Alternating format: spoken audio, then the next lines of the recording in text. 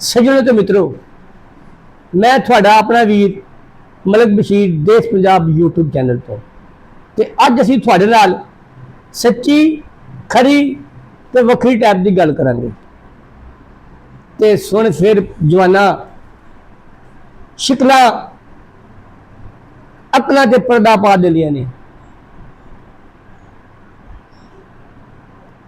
सुनिया सी करोड़ दा, वेख्या सी ते लख दा, राह पिया ते 100 दा, वाह पिया ते कख दा। मेरा ख्याल है थानू समझ आ गई हो सी।